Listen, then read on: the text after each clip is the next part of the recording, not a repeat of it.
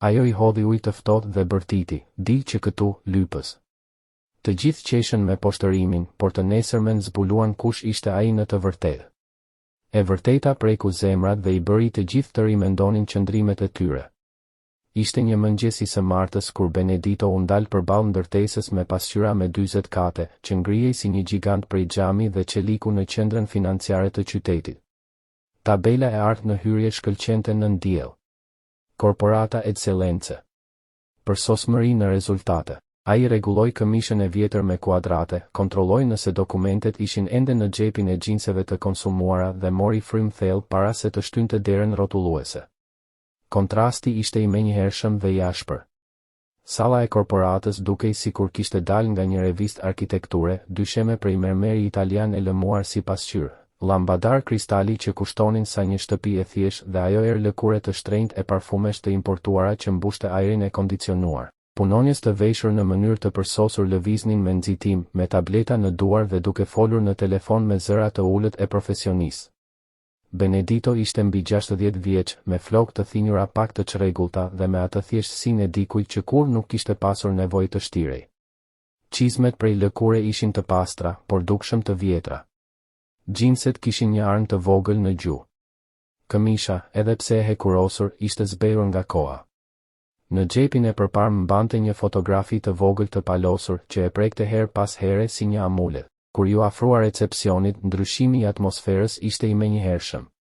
Larissa Monteiro, recepcionistja kryesore, ndaloi së shkruari dhe e pa me një shprehje që përziente habin me parehatin. Ajo ishte rreth të 30-tave, e veshur me një xhaketë blu të errët dhe me një buzëqeshje profesionale që shërbente si mburoj. Mirëmëngjes, tha Benedito me zë të qetë dhe vështrim të drejtë. Dua të flas me dik nga departamenti I burimeve njerëzore. Ajo u hutua për një çast. Keni takim? Jo, por mund të pres. Përgjigjja e thjesht e la pa fjalë. Ajo shikoi anash, ndërsa punonisit që kalonin ngadalsuan hapin dhe hodhën shikime kurioztare. Zotëri, departamenti nuk pranon pa takim. Ju po kërkoni punë? Pyetja doli e ngarkuar me supozime. Nuk po kërkoj punë. Kam një propozim të rëndësishëm për kompaninë. Një e qeshur e lehtë I shpëtoi. Një propozim? Në atë çast u afrua Mërcio Silva, mbikëqyrës me kostum të shtrenjtë dhe ecje krenare. Çfarë po ndodh? Ky zotëri thotë se ka një propozim për kompaninë. Mërcio e pa Benedidon nga kokat e këmbët. Jeni I sigurt që jeni në vendin e duhur? Këtu nuk presim shitës rrugësh. Disa punonjës filluan të pëshpërisnin. Benedito qëndroi I qetë. Kam çështje serioze për të trajtuar. Çfarë çështjesh serioze? U tall Mërcio. Benedito nxori disa letra të palosura. Dokumente që provojnë lidhjen time me këtë kompani. Mërcio I hodhi poshtë me një gjest. Në atë çast doli nga ashensori Priscilla, një nga drejtoreshat më të frikshme. Ajo ndaloi, vështroi Benedidon me përbuzje. Çfarë po ndodh? Ky zotëri thotë se ka propozime për drejtorinë. Ajo qeshi me zë të lartë. Drejtoria, këtu nuk është shërbim social. Të tjerë u mblodhen rreth e rrotull. Dikush sugjeroi se ai kishte ngatëruar adresë, dikush tjetër përshpëriti për mashtrim. Benedito preku fotografin në xhep dhe tha se kishte ardhur për të provuar diçka të rëndësishme. Nëse ende ka njerëzi në zemrat e atyre që kanë sukses. Të nesërmen, në të njëjtën orë, ai u shfaq sërish. Larissa u trondi. Pse jeni kthyer? Për të përfunduar bisedën. Mërcio erdhi me 2 drejtues të tjerë. Çfarë doni? Të paraqes një propozim që mund ta transformoj këtë kompani. Ata qeshën. Ne flasim për fitime, jo filozofi. Priscilla u afrua e zemëruar. Nuk keni asnjë të drejtë këtu. Si jeni kaq të sigurt? Pyeti ai. Shikojeni, than ata. Pamjet mashtrojnë, u përgjigj Benedito dhe filloi të tregonte detajet të brendshme të historisë së kompanisë, kontrata të humbura, gabime të fshehura. Heshtja ra si një perde e rëndë. Ata e kuptuan se njeriu që kishin përqeshur dinte më shumë nga sa mund të imagjinonin. Në atë moment, jo pasuria apo pushteti, por e vërteta dhe dinjiteti I tij I thjesht filluan të ndryshonin zemrat e atyre që deri dje kishin parë vetëm rrobat dhe jo njeriun. Nuk po paguheshin siç duhej. Çdo zbulim ishte si një bombë që shpërthente. Informacionet ishin tepër të sakta, tepër intime për të qenë hamendësime apo rastësi. Roberto filloi të djersinte nga frika. Leonardo shikonte rreth e rrotull sikur kërkonte një rrugë shpëtimi. Priscilla kishte gojen hapur e shokuar. Nga i more këto informacione, pyeti ajo, dhe për herë të parë zëri i saj nuk kishte arrogancën e zakonshme. Ka gjëra që ndodhin në këtë kompani që ju mendoni se askush nuk i di, u përgjigj Benedito në mënyrë misterioze. Ka biseda që mendoni se askush nuk i dëgjon. Ka vendime që merrni duke besuar se kur nuk do të vijen në dyshim. Mërcio bëri një hap përpara, duke u përpjekur të rimerte kontrollin. Po na kërcënon? Nuk po kërcënoj askën. Po tregoj vetëm se di më shumë për këtë kompani se sa imagjinoni. Kjo është shantazh, e akuzoi Roberto, por zëri i tij dridhej.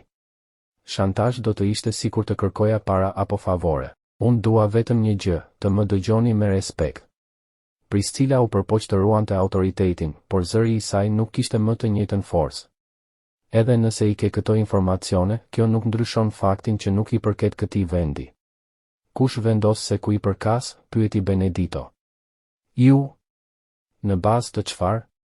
Çmimit të rrobave të mia, modelit të flokëve, markës së këpucëve? Pyetja mbeti pezull në ajër, sepse askush nuk mund të përgjigjej pa pranuar paragjykimin e hapur. Zotëri, u përpoq Leonardo për herë të fundit, pavarësisht se si i more këto informacione, kjo është një kompani serioze. Ka protokolle, hierarki. Dhe ku janë këto protokolle kur bëhet fjalë për dinjitetin njerëzor? E ndërpreu Benedito. Ku është hierarkia e njerëzisë? Në atë çast, një punonjëse e re, Camila, u ndal për të dëgjuar. Ajo pa Benedidon dhe më pas drejtuesit e shqetësuar. Më falni, por nuk mund të mos vërej se po e trajtoni këtë zotëri me mungesë respekti. Priscilla ju kthye asaj me ftohtësi. Camila, kjo nuk është puna jote. Ktheu në detyrë. Është puna ime kur shoh dikë të poshtëruar. Roberto qeshi nervoz. Askush nuk po poshtëron askën, por ruajmë rregullin. Çfarë rregulli? Pyeti Camila. Rregullin që thotë se vetëm njerëzit e veshur mirë meritojnë respekt. Benedito e pa me mirënjohje. Ishte e vetmja që kishte treguar njerëzi. Faleminderit, Camila. Priscilla e kërcënoi me një zë të ftohtë. Mendoje mirë sjelljen tënde nëse do të vazhdosh të punosh këtu. Camila u zbe, por nuk u tërhoq. Benedito ju afrua dhe i përshpëriti se guximi ishte i rrallë dhe se nëna e saj do të ishte krenare. Ajo u trondit duke pyetur veten si e dinte ai për nënën e saj. Pastaj Benedito u kthye nga drejtuesit. Do të kthehem nesër dhe pas nesër, derisa të më dëgjoni me respektin që meriton çdo njeri. Pse është kaq e rëndësishme për ty? Pyeti Mërcio. Benedito preku fotografin në xhepin e këmishës dhe syt i mbushën me trishtim. Sepse i premtova dikujt shumë të veçantë se do të provoja nëse ende ekziston mirësia në zemrat e njerëzve. Dhe deri tani po zbuloj gjëra që do ta trishtonin shumë. Kush? Pyeti Priscilla me kureshtje të vërtetë. Ai nuk u përgjigj, vetëm buzëqeshi me trishtim dhe u drejtua ngadalja. Para se të ikte, u kthye dhe tha se kishte gjëra për kompaninë dhe për veten e tij që do të ndryshonin gjithçka. Doli, duke lënë pas drejtues të hutuar, një recepcioniste të turbulluar dhe një punonjëse të re që filloi të kuptonte se historia ishte shumë më e thellë. Fotografia në xhep dukej sikur digjte, e mbushur me sekrete që së shpejti do të ndryshonin gjithçka. Ditën e tretë, kur Benedito hyri përsëri, atmosfera ndryshoi. Përshpëritje u përhapën. Ai ecte me dinjitet, ndërsa Larisa ndjente një përzierje kureshtjeje dhe faji. Për herë të parë e përshëndeti me respekt. Në atë moment, Mërcio, Roberto dhe Leonardo u afruan. Kjo nuk mund të vazhdoj, thanë. Po shkakton shqetësim. Për kë? Pyeti Benedito. Para se të merrnin përgjigje, hyri një punëtor dërgese me një kuti të rëndë. Ai kërkoi një nënshkrim, por Larisa e trajtoi me përçmim dhe e dërgoi nga hyrja e pasme.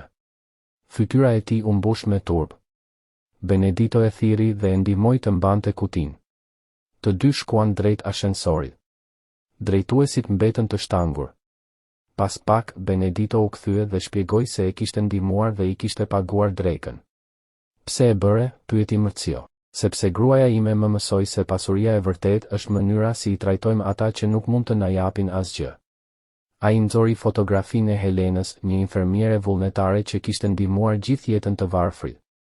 Ajo kishte ndëruar jetë disa muaj më parë. Ajo thoshte se suksesi I pa njerëzi është dështimi më I madh. Heshtja u mbush me respekt. Priscilla erdhi e zemëruar dhe kërcënoi. Benedito I foli me qetësi dhe I kujtoi se njerëzit më të ashpër janë ata që kanë më shumë nevojë për dashuri. Ajo shpërtheu, por ai tha se nuk po gjykonte askën. Helena besonte se çdo njeri ka mirësi në zemër, po filloi të mendoj se ajo ishte tepër optimiste. Trishtimi I tij ishte I dukshëm. Priscilla I tha të largohej. Ai preku fotografinë dhe tha se do të kthehej edhe një herë për të përmbushur premtimin e fundit që I kishte bërë Helenës. Tu jepte një shans të fundit të kuptonin kush ishte ai dhe pse ajo do të ishte kaq e zhgënjur nga mënyra si e kishin trajtuar.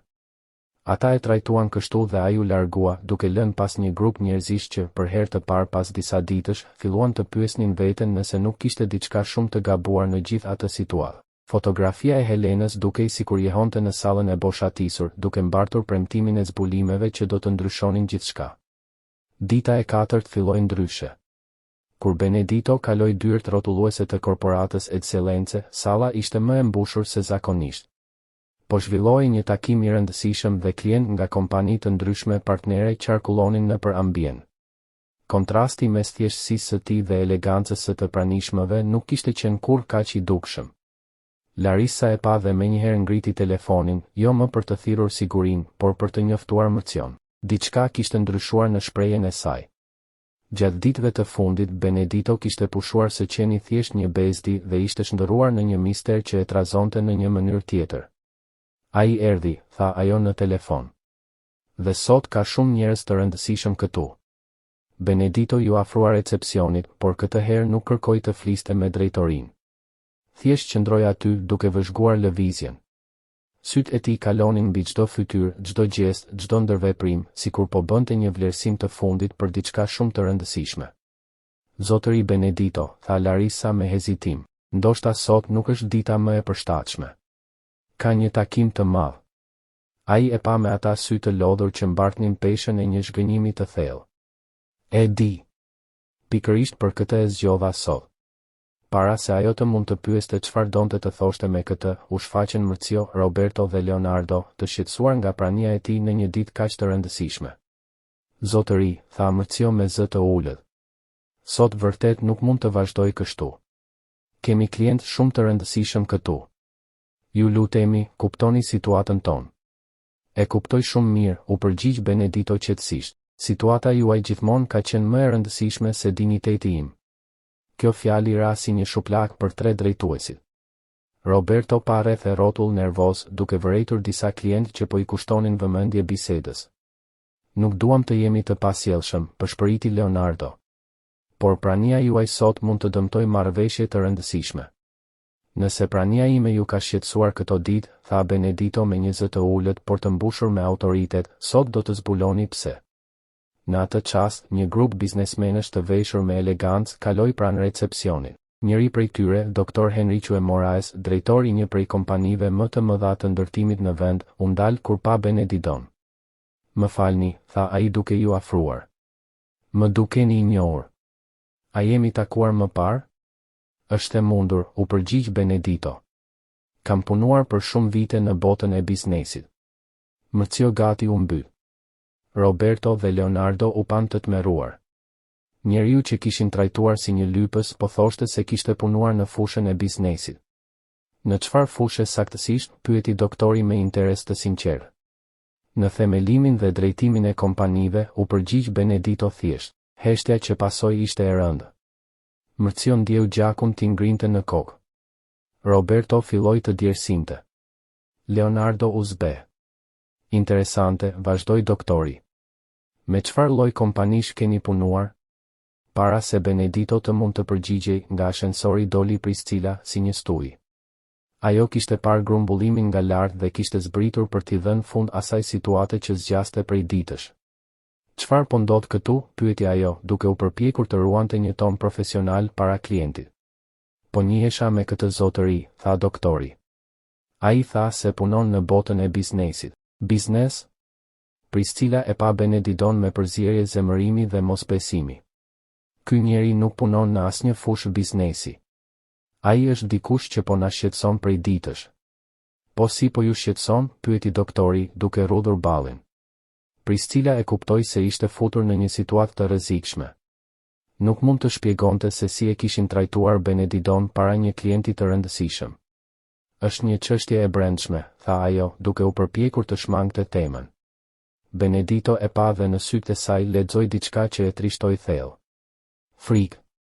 Frikë nga e vërteta, frikë nga humbja e kontrollit, frikë nga zbulimi. Doktor, tha Benedito qetësisht, ndoshta është më mirë të vazhdoni për në takimin tuaj. Nuk dua të shkaktoj më shumë siklet. Siklet, doktori pa I habitur. Çfarë sikleti? Pyetja mbeti pezull. Priscilla ndjeu se po humbiste kontrollin dhe diçka brenda saj shpërtheu. Mjaft, tha ajo me zë të lartë. Mjaft me këtë shfaqje. Prej ditësh po durojnë këtë farsë. Biznesmeni u tërhoqi tronditur nga ndryshimi I papritur në sjelljen e saj. Të tjerë klientë dhe punonjës filluan të vëzhgonin. Camila u ndal e tmerruar. Doktoresh, ju lutem, u përpoq ajo të ndërhynte. Hesht, bërtiti Priscilla, nuk është puna jote. Doktori u afrua me shqetësim. Mendoj se duhet të qetësoheni. Qetësohem? Ajo u kthye nga ai me sy të ndezur. Nuk do të qetësohem derisa ky njeri të largohet. Benedito pa përreth dhe vuri re fytyrat e turpëruara, të tronditura, të frikësuara. Preku fotografin në xhep dhe përshpëriti emrin e Helenës, duke kërkuar falje që nuk kishte gjetur mirësinë që ajo besonte se ekzistonte. Priscilla dëgjoi përshpëritjen dhe diçka brenda saj u thye. Ajo pa një kovë me ujë të ftohtë pranë recepcionit. Pa menduar, e kapi dhe e derdhi mbi kokën e Beneditos. Zhurma e ujit që ra në dyshemen e mermerit u përhap në një heshtje të plollë. Benedito qëndroi aty I lagur me ujë që I rrifte nga flokët, nga këmisha, nga fytyra. Askush nuk lëvizi. Pastaj ai nxori një shami dhe filloi të thahej me qetësi. Faleminderit, tha me një zë të butë. Më bë të mirë, kisha nevojë të freskohesha. Kjo përgjigje, e mbushur me dinjitet, tronditi të gjithë. Priscilla mbeti me kovën bosh në dorë, duke kuptuar çfarë kishte bërë para të gjithëve. Gruaja ime Helena gjithmonë thoshte se kur dikush humb kontrollin, është sepse ka shumë frikë në zemër, vazhdoi Benedito. Frikë nga çfarë, Priscilla? Ajo filloi të dridhej. Doktori I hoqi xhaketën dhe ja dha Beneditos për t'u mbuluar. Camila u afrua me letra për ta fshirë. Nuk dua justifikime, tha Benedito me një autoritet të ri. Dua vetëm të vërtetën. Çfarë të vërtetë? Pyeti Roberto me zë të dridhur. Të vërtetën për atë që jam, tha Benedito, dhe për atë që do të ndodh tani. Doktori e pyeti emrin e plotë. Benedito buzëqeshi lehtë. Benedito Silva Andrade, tha. Themeluesi dhe pronari I korporatës Excellence. Heshtja që pasoi ishte shkatëruese. Priscilla la kovën të binte në dy sheme. Të gjithë e kuptuan se kishin poshtëruar njeriun që kishte ndërtuar gjithçka. Benedito nxori fotografinë e Helenës, të lagur por ende të dallueshme. Ai shpjegoi se ajo I kishte kërkuar të vinte I maskuar si një njeri I thjesht për të parë si do ta trajtonin. Sepse, tha ai, karakteri I vërtet I njerëzve shfaqet kur ata mendojnë se veprimet e tyre nuk kanë pasoja. Ai u afrua, me fajin të dukshëm në fytyrë. Zoti Silva, gjatë këtyre ditëve ju trajtova si të mos vlente asgjë. Benedito e plotësoi pa asnjë zemërim. Të gjithë më trajtuat sikur të isha më pak se njeri. Dhe e dini çfarë më trishtoi më shumë? Jo mungesa e respektit ndaj meje, por fakti që nëse trajtoni kështu dikë që mendoni se është I thjesht, atëherë ndoshta çdo ditë trajtoni keq edhe shumë të tjerë, pastrues, korrier, roje. Kjo fjali ra si një gurvari mbi të gjithë, sepse e dinin që ishte e vërtetë. Benedito nxori nga xhepi I pantallonave të lagura një dokument zyrtar. Ishte pak I njohur, por ende I lexueshëm. Ky është testamenti I kompanisë që Helena më ndihmoi ta shkruaja para se të largohej nga kjo botë, tha ai. Në të përcaktohet e ardhmja e korporatës, bazuar në rezultatin e provës që I premtova se do ta bëja. Frika u kthye në sytë e të gjithëve. Por Benedito vazhdoi. Helena më kërkoi të shkruaja edhe një shtesë, një plan për rastin kur njerëzit do të tregonin pengesë të vërtetë dhe dëshirë reale për ndryshim. Çfarë plani? Pyeti Priscilla me zë të dridhur. Benedito buzëqeshi, këtë herë me shpresë. Plani për ta kthyer korporatën në kompaninë e parë në vend që të jetë vërtet njerëzore, ku çdo punonjës, nga drejtori deri te pastruesi, të trajtohet me të njëjtin dinjitet, ku vlerat e Helenës të jenë baza e çdo vendimi. A mund të jemi pjesë e këtij ndryshimi? Pyeti Camila me sy që i shkëlqenin. Varet nga ju, tha Benedito. Duhet të provoni se keni mësuar vërtet, se keni ndryshuar. Heshtja në sallë ishte e thellë. Çdo pikë uji që binte nga rrobat e Beneditos dukej si një gjykim i fundit. Një nga të pranishmit kujtoi se kishte lexuar për të në revista si një nga sipërmarrësit më me ndikim. Konfirmimi ishte shkatërues për ata që e kishin përçmuar. Ai shkoi te paneli i kontrollit, futi një kod dhe sistemi e njohu si pronarin e kompanisë. Dyshimi u zhduk plotësisht. Punonjës të thjesht humblodhen rreth tij, disa me lot në sy, duke thënë se kishin ndier diçka të veçantë tek ai që në fillim. Benedito nxori fotografinë e Helenës, ende të lagur. Ajo kishte zbuluar sëmundjen në ditën e përvjetorit të kompanisë dhe e kishte pyetur nëse biznesi ishte rritur në drejtimin e duhur. Ajo e kishte bindur të provonte nëse kompania kishte ende shpirt njerëzor.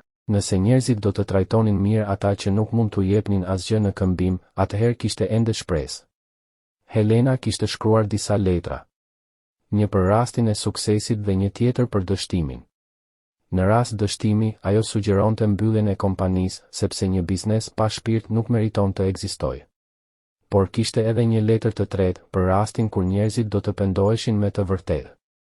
Në atë letër, ajo kishte përshkruar një plan për ta bërë kompaninë një shembull të njerëzisë. Benedito e hapi letrën dhe filloi të lexonte. Helena shkruante se çdo njeri ka mirësi në zemër, por ndonjëherë ajo fshihet pas frikës, presionit dhe krenarisë. Ajo kishte krijuar një program dinjiteti, ku të gjithë punonjësit do të trajtoheshin si të barabartë. Kishte parashikuar ditë të veçanta ku drejtuesit do të punonin në pozicione të thjeshta, për të mos harruar kurrë se të gjithë janë njerëz.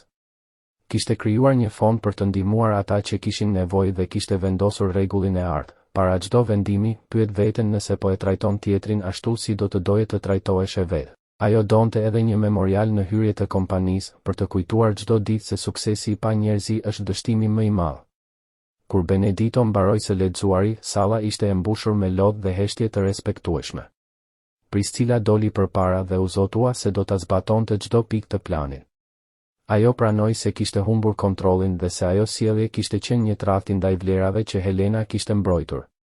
Edhe drejtuesit e tjerë shprehën pengesë të thellë dhe dëshirë për të ndryshuar, duke kuptuar se karakteri dhe dinjiteti vlen më shumë se çdo titull apo rrogë. Benedito i pa të gjithë dhe, për herë të parë pas ditësh të vështira, buzëqeshi me sinqeritet. Ai pranoi të jepte kompanisë një shans të dytë dhe të zbatonte planin e Helenës. Muaj më vonë, korporata ishte shndërruar. Memoriali i Helenës qëndronte në sallën kryesore, duke kujtuar se vlera e vërtetë e suksesit matet nga mënyra si i trajtojmë njëri tjetrin. Drejtuesit përshëndesnin punonjësit me emër, ndihmonin ata në nevojë dhe punonin krah për krah me ta. Produktiviteti ishte rritur, por mbi të gjitha, njerëzit ndiheshin të respektuar. Një ditë, Benedito qëndroi para statuisë së Helenës dhe e preku me dashuri. Ai e dinte se nuk ishte ai që kishte sjellë ndryshimin, por farat e mirësisë që ajo kishte mbjellë në zemrat e njerëzve. Dhe kuptoi se njerëzia nuk është pengesë për suksesin, por rruga e vetme drejt tij.